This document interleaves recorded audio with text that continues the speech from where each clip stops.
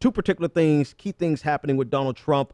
One, he's got this weird, like, I don't want to play this line, this card, but like Ivanka Trump is going to be taking up some of the responsibilities of the first lady.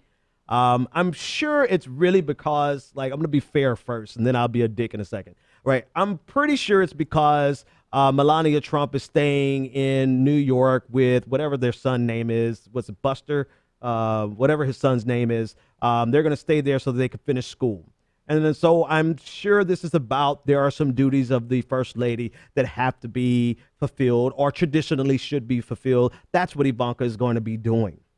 However, back to my asshole self, that's some creepy stuff when you consider the comments that Donald Trump has made about his daughter.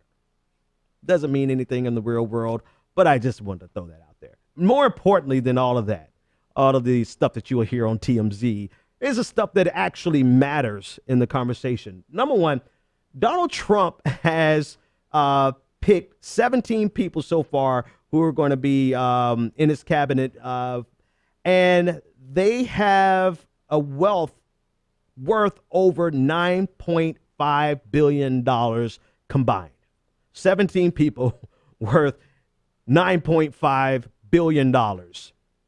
They are going to be leading these departments. They're going to be leading our nation.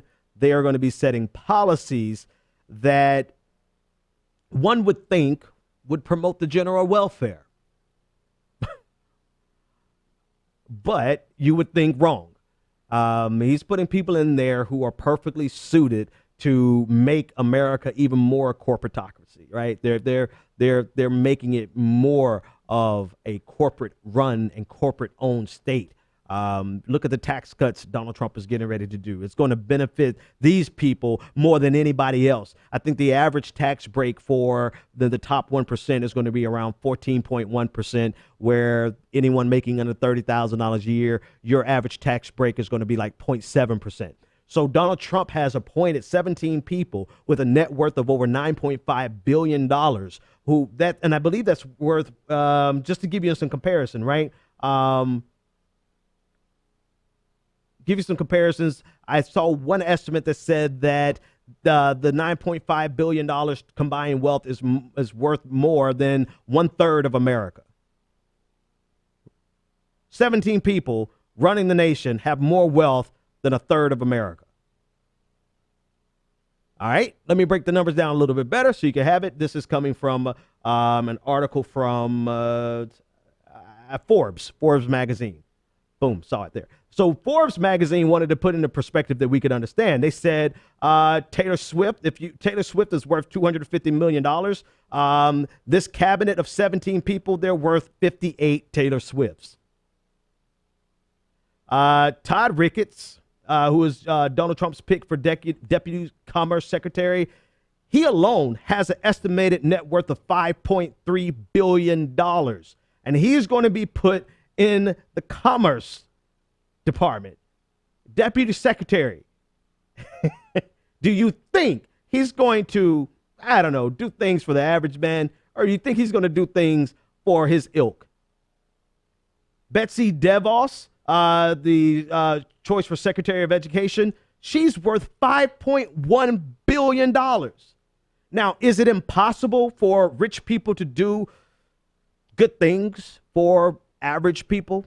No, it's not impossible whatsoever. Is it likely with this group, considering the tax breaks, considering the tone and the tenor that Donald Trump has already set, considering how we have been plundered in the past by billionaires, considering how they're taking what Ronald Reagan did and putting it on steroids? Do we actually believe these billionaires are going to be there to serve the average American? If you believe that, anyway, no need to finish that cliche. So here's the last thing from Forbes that was interesting. It said Dwight Eisenhower, he was the last president to be elected without ever serving in public office like Donald Trump. Donald Trump is no Eisenhower. But he installed a cabinet that was mockingly referred to as 9 millionaires and a plumber. Well, you know, we've not even one-upped. We've almost doubled We've almost doubled the insanity. And I'm sure those figures, those people will be billionaires if you adjust for inflation. So anyway, these are the people who are leading the country.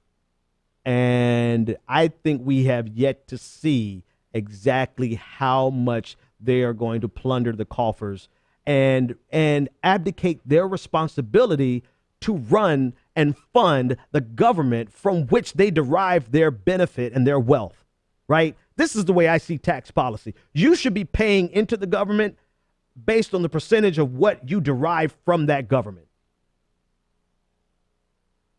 That's what you should be paying in. And for them to be getting a 14% reduction in their taxes means they have a 14% reduction in their commitment and their responsibility to the federal government. While the rest of us poor, meager people, we get about a 0.7% to about a 2% reduction. I mean, put that in context. That's like living in a house with a millionaire. The millionaire's responsibilities, you're sharing the house, and you're a millionaire, they're a millionaire, you're making minimum wage, and the millionaire's responsibility to that household, to the bills in that house, reduces by 14%, and your responsibility reduces by only 0.7%. Somebody's going to get put the hell out.